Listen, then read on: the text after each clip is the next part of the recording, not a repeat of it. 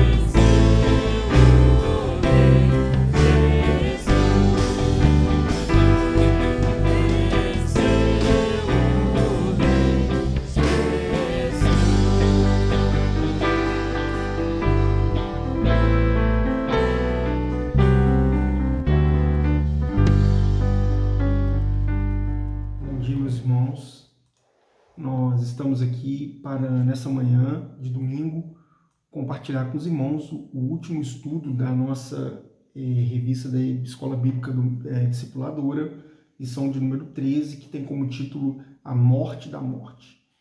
1 Coríntios 15, que é o nosso texto base, a partir do versículo 54, nos diz o seguinte: quando, porém, o que é corruptível se revestir de incorruptibilidade e o que é mortal da imortalidade, então se cumprirá a palavra que está escrita: a morte foi destruída pela vitória. Onde está, ó morte, a sua vitória? Onde está, ó morte, o seu aguilhão? O aguilhão da morte é o pecado e a força do pecado é a lei, mas a graça de Deus que nos dá a vida por meio do nosso Senhor Jesus Cristo. Portanto, meus amados irmãos, mantenham-se firmes e que nada os abale. Sejam sempre dedicados à obra do Senhor, pois vocês sabem que no Senhor o trabalho de vocês não será inútil. A morte da morte. É interessante que o pastor Isaltino faz aqui um trocadilho, né? Da morte. Ou seja, como se nós nos lembrássemos daquela personificação da morte, de um personagem com um capuz e uma foice, né? E esse personagem, então, aqui nesse trocadilho, podemos dizer que esse personagem morreria, ou seja, a morte da morte, né? E essa terrível inimiga da humanidade, e significa essa terrível inimiga o final da existência humana, essa morte um dia morrerá. Ela será lançada num lago de fogo, é o que nos diz Apocalipse 20:14. E nós temos a rica promessa de que não haverá mais morte.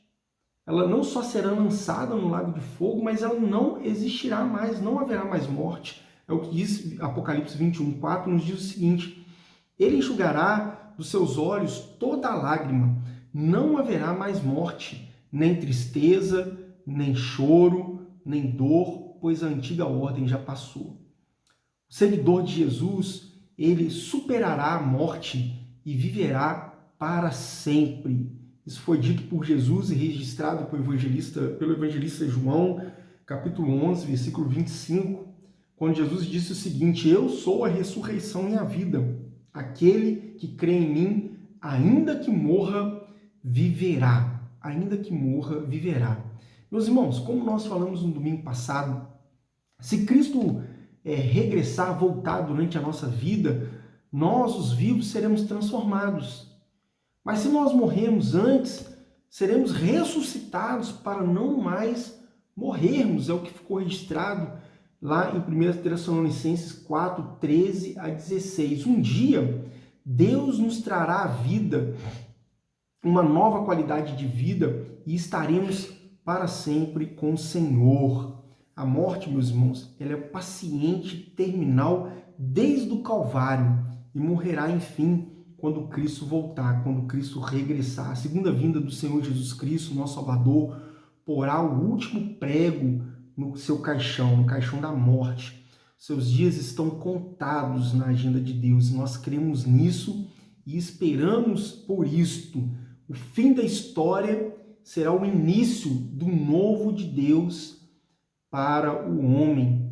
É até o primeiro ponto da nossa lição. E o pastor Isaltino começa ressaltando que os gregos, eles diziam que nós somos corpo e alma, era a visão dos gregos. Ou seja, como se o corpo fosse o embrulho de uma alma imortal, né? Já os judeus, eles criam que a alma é o sopro de vida que impregna o corpo. Eles tinham como base lá Gênesis 2:27. Mas nós cremos que o homem é formado de corpo, alma e espírito. Corpo, alma e espírito.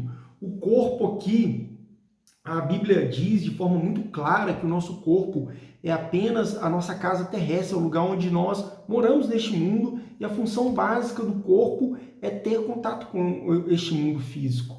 A alma, nós entendemos que é aquilo que dá ânimo a este corpo, que faz ele se mover, se movimentar. É a nossa mente, a nossa vontade, a nossa emoção, é a direção, é a sede da nossa personalidade. A alma. E o espírito é o canal de comunicação com Deus, é através do Espírito que nós nos comunicamos com Deus. É o princípio, o Espírito é como se fosse o princípio ativo da nossa vida espiritual. No Espírito, nós mantemos com Deus uma comunhão espiritual que ultrapassa o raciocínio da alma e ela nos torna conscientes de Deus, né? O pastor Exaltino não traz uma referência bíblica demonstrando corpo, alma e espírito, mas eu trouxe aqui a referência de 1 Tessalonicenses 5, versículo 23, em que Paulo diz o seguinte, que o próprio Deus da paz o santifique inteiramente, que todo o espírito, alma e corpo de vocês seja conservado irrepreensível na vinda de nosso Senhor Jesus Cristo. É interessante que o pastor Exaltino ressalta aqui que corpo e alma são mortais. Ele diz aqui que na presunção de que a alma seja apenas o fôlego da vida distinta do espírito. Quando o homem morre, a alma se imobiliza e o corpo volta ao pó. Este é um entendimento trazido aqui pelo pastor Exaltino. Ele lembra ali do Vale dos Ossos Secos, Ezequiel no Vale dos Ossos Secos, em que representava ali Judá cativo como um vale de ossos secos, precisando despertar para Deus. E diz então que Ezequiel é chamado a profetizar sobre aqueles ossos começam a tomar forma e o corpo humano, né? E ele diz o seguinte, Ezequiel 37:9, a seguir ele me disse, profetize ao Espírito, profetize, filho do homem, e diga-lhe, assim diz o soberano Senhor, venha desde os 4 ventos, ó Espírito, e sopre dentro desses mortos para que vivam. Um sopro de Deus, meus irmãos, fez a primeira criação e o Espírito continua soprando, né? Enquanto nós caminhamos para a última criação, o novo de Deus, em que Deus está fazendo novas todas as coisas, como diz Apocalipse 21:5. Aquele que estava sentado no trono disse, estou fazendo nova todas as coisas. E acrescentou, escreva isto, pois essas palavras são verdadeiras e dignas de confiança. Deus, meus irmãos, está fazendo um mundo novo na pessoa do Senhor Jesus Cristo. 2 Coríntios, capítulo de número 5, versículo 17, o apóstolo Paulo diz o seguinte, portanto, se alguém está em Cristo, é nova criação. As coisas antigas já passaram e eis que surgiram coisas novas. Neste novo mundo, meus irmãos, não haverá mais morte. A volta de Cristo marcará o fim da história e o início de um novo mundo de Deus, mundo sem morte, mundo da vida plena com Ele. Tudo está dependendo do regresso, da volta de Jesus, em que a morte morrerá definitivamente quando Ele vier. E quando isso acontecerá? Vimos no domingo passado, na lição passada, que quando a trombeta soar. Quando a trombeta soar, o fim começará, né? Ela soará num momento qualquer da história. E diz o texto de 1 Coríntios 15:52 que será num piscar de olhos. Olha o que diz Mateus 24:31, o Senhor Jesus Cristo deixou registrado. E ele enviará os seus anjos com grande som de trombeta, e estes reunirão os seus eleitos dos 4 ventos de uma a outra extremidade. Vai ser como um piscar de olhos, isso vai acontecer. E o pastor Exaltino traz aqui que esse piscar de olhos é como se fosse 1/16 avos de segundo, ou seja, algo muito rápido, muito repentino, e aí a trombeta soará, né? A trombeta aqui mencionada era o chofar, né? De chifre de carneiro, que soava em alguns momentos da realidade do povo, né? Nós podemos trazer aqui para os nossos dias, né, o chofar, né? Muito presente aqui no nosso estado do Rio de Janeiro, em algumas regiões em que quando chove a terra encharca muito, pode haver deslizamento, em que se toca aquela sirene, né? Aquela sirene de alerta, de atenção, para que as pessoas então saiam das áreas de risco, né? Naquele tempo, o chofar se via como um alerta, né? Como uma sirene que soava em momentos de calamidade, em momentos de ataques do inimigo, para que eles se preparassem para esse ataque, um momento de convocação para que fosse comunicado alguma coisa ao povo, à cidade, ou até no momento de júbilo, né? Para celebração. Aqui, nesse caso, será tocada a trombeta para o júbilo, um intenso júbilo, um júbilo muito grande, porque Cristo virá e colocará fim à história e à morte. A morte, então, morrerá, né? E a morte, meus irmãos, é interessante que ela está no início da história do homem, né? O homem, ao desobedecer a Deus, lá em Gênesis, capítulo 3, em diante ali, o próprio homem inseriu a morte na história ao desobedecer a Deus. No primeiro capítulo da sua história foi inserida a morte como maldição, Mas Cristo, meus irmãos, ele está no comando da história. Cristo veio abolir essa maldição, é o que está aí registrado em Apocalipse 22, versículo 3, e ele porá fim e mandará a trombeta soar, né? E quando Cristo voltar, meus irmãos, é interessante que será aqui uma mistura, né? No tocar do som dessa trombeta, vai ser uma mistura de mortos e vivos. Mortos que foram ressuscitados e de vivos. E Paulo esclarece até essa ordem em 1 Coríntios 15, versículos 51, 52, nós vimos isso na lição passada, em que primeiro os mortos ressuscitarão, depois os vivos serão transformados, e então aí um novo sopro se completará, virá o julgamento final, e a morte será julgada, como diz Apocalipse 20, 14, e ela morrerá e nós viveremos para sempre e seremos livres do seu poder. Meus irmãos, quando a morte morrer, que é o terceiro ponto dessa lição de hoje, nós viveremos para sempre com Deus. O homem e a mulher estavam com Deus lá no início. Foram expulsos lá do paraíso, conforme registrado em Gênesis 3. Mas na volta do Senhor Jesus Cristo, Deus e a humanidade viverão novamente juntos para sempre. Olha o que aqui nos diz Apocalipse 21, versículo 3 e 4.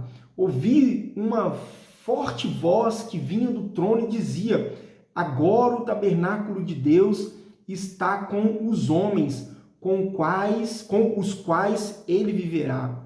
Eles serão os seus povos. O próprio Deus estará com eles e será o seu Deus. Ele enxugará dos seus olhos toda lágrima. Não haverá mais morte, nem tristeza, nem choro, nem dor, pois a antiga ordem já passou. Aquele que estava sentado no trono disse: estou fazendo novas todas as coisas. Então aqui o novo mundo, iniciado em Cristo, com a sua obra lá na cruz, será concluído. Até a árvore da vida, que foi vedada ao homem lá em Gênesis 3, por conta da sua desobediência, ela surge aqui neste contexto de descrição deste novo mundo, e surge aqui juntamente com o rio de água viva. Olha o que nos diz Apocalipse 22, versículo 1 e 3. 1 a 3. Então, um anjo me mostrou o rio da água viva que, claro como cristal, fluía do trono de Deus e do Cordeiro, e no meio da rua principal da cidade. De cada lado do rio estava a árvore da vida, que dá 12 colheitas, dando fruto todos os meses. As folhas da árvore servem para a cura das nações. Já não haverá maldição nenhuma, a maldição será quebrada. O trono de Deus e do Cordeiro estará na cidade, e os seus servos os servirão. Quando a trombeta soar, tudo será recuperado. Seremos arrebatados juntamente com ele nas nuvens. É o que nos diz 1 Tessalonicenses 4,17. Nossa vida será então para sempre com Deus. Para sempre com Deus. E assim estaremos com Deus para sempre. É o que nos diz 1 Tessalonicenses 4,17. E tudo isso, meu irmão, tudo isso só foi possível porque Cristo conseguiu isso na cruz. Na cruz, Jesus consumou o plano do Pai. João 19:30 nos registra, né, deixou registrado que Jesus ali, tendo provado o vinagre, né, encharcado numa esponja, Jesus disse o seguinte: está consumado. Ou seja, esse plano foi consumado, o plano de Deus foi consumado ali na cruz, e com isso, então Jesus curvou a cabeça e entregou o Espírito. Então, neste momento, a morte foi ferida na cruz. E Paulo, é interessante que o pastor Exaltino traz uma curiosidade bem interessante aqui, que ele diz que Paulo zombou da morte, quando ele diz o seguinte: onde está, ó morte, a tua vitória? Onde está, ó morte, o teu aguilhão? E o pastor Exaltino vai dizer que nós podemos agir da mesma forma por causa de Jesus, né? Por causa de Jesus. Ao morrer, Jesus Cristo diz: Pai, nas tuas mãos eu entrego o meu espírito. Estevão também usou essa mesma expressão, né? Como se ele estivesse dizendo assim: olha, a morte não me assusta, como se estivesse dizendo Estevão, né? E essa palavra impactou Paulo, né? Na época Saulo, né? Quando Estevão então disse: Senhor Jesus, recebe o meu espírito. O pastor Exaltino diz que essa morte não deve nos assustar. Mas será que realmente a morte não nos assusta? Será? A gente aí rodeado por esse coronavírus, né? Rodeados pela essa possibilidade da morte, bom, ela não deveria nos assustar. Por que ela não deveria nos assustar? Porque essa morte, ela não é invencível. Cristo venceu a morte na cruz. E assim como ele passou por ela, nós passaremos por ela e nós também a superaremos em Cristo. Assim como Cristo superou, nós também superaremos. Meus irmãos, a cruz, ela não simboliza derrota, muito pelo contrário, ela simboliza vitória. Essa cruz que era um símbolo de vergonha, em que os pecadores, os ladrões eram crucificados, era símbolo de desprezo, era um símbolo de quem estava errado na vida, pecando, né? Jesus transformou esse símbolo num símbolo de vitória. Jesus não ficou nela. Nós, quando usamos a cruz ou olhamos para a cruz, nós usamos uma cruz vazia, meus irmãos. Por quê? Porque Jesus não ficou nessa cruz, nem ficou na sepultura. A cruz e a sepultura estão vazias e apontam então para esse triunfo final de Jesus, né? E aí o pastor Exaltino, ele conclui o seu estudo, e nós concluímos o nosso estudo aqui dessa manhã, trazendo uma palavra de esperança aqui, uma palavra que aponta para nós que nós temos a certeza de vitória e precisamos perseverar, né? Em 1 Coríntios 15, que é um dos maiores capítulos do Novo Testamento, né? Paulo aqui, com uma força espiritual e literária, Paulo então brilha como nunca e faz então antecipar alguns momentos fantásticos e maravilhosos que nós, os que somos de Cristo, desfrutaremos. E ele conclui o seu capítulo de número 15 com um cântico de vitória e com um chamado à perseverança. Eu gostaria que você acompanhasse comigo a leitura deste último texto aqui, esse penúltimo texto de Paulo em 1 Coríntios, capítulo de número 15, versículos 54 a 58, que é o texto base. Mas quando isto que é corruptível se revestir de incorruptibilidade, e o que é imortal se revestir de imortalidade, então se cumprirá a palavra escrita: tragada foi a morte na vitória. Onde está a morte e a sua vitória? Onde está a morte o teu agrilhão? O agrilhão da morte é o pecado, e a força do pecado é a lei. Mas graças a Deus que nos dá a vitória por nosso Senhor Jesus Cristo. Portanto, ou seja, concluindo, meus amados irmãos, sede firmes e constantes, ou seja, precisamos ser inabaláveis nessa fé, nesse entendimento, e sermos constantes, sermos firmes e constantes.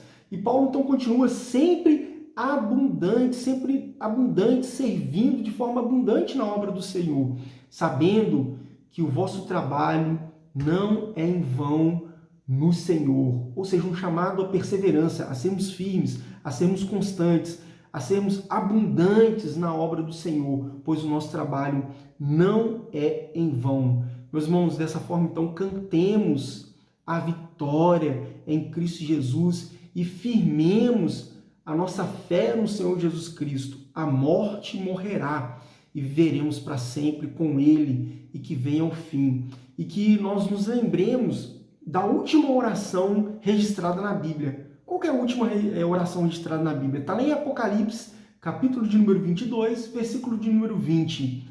Aquele que testifica essas coisas diz: certamente cedo vem. Amém. Vem, Senhor Jesus. Que nessa manhã seja essa a nossa oração. Maranata, vem Jesus. Estamos vivendo tempos em que nós percebemos que esta vinda do Senhor Jesus Cristo se aproxima. Maranata, vem Jesus. Que Deus te abençoe, que Deus te dê um restante de domingo abençoado na presença do Senhor, que logo mais estejamos novamente através deste canal, deste meio de comunicação, compartilhando a palavra de Deus. Deus abençoe a todos, complete essa lição em nossos corações. Amém? Grande abraço.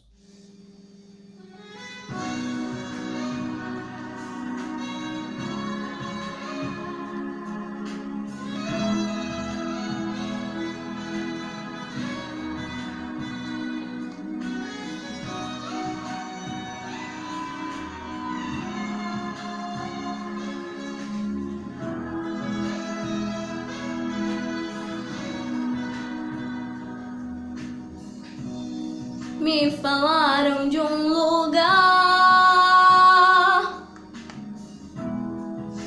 lugar muito distante daqui. Me falaram de um lugar onde o Rei dos Reis está a reinar, onde Todo-Poderoso está assentado em seu trono,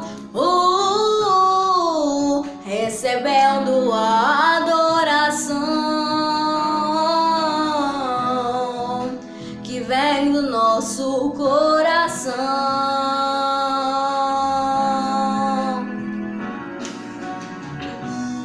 Santo, santo, eu irei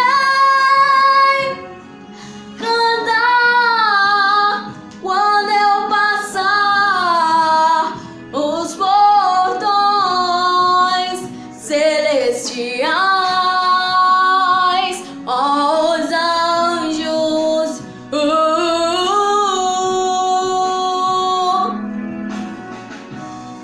para sempre eu estarei bem juntinho, bem ao lado do meu Rei, cantando um hino em adoração, em louvor, sempre, sempre, e nunca mais voltar, em adoração, em louvor, sempre, sempre, e nunca mais voltar.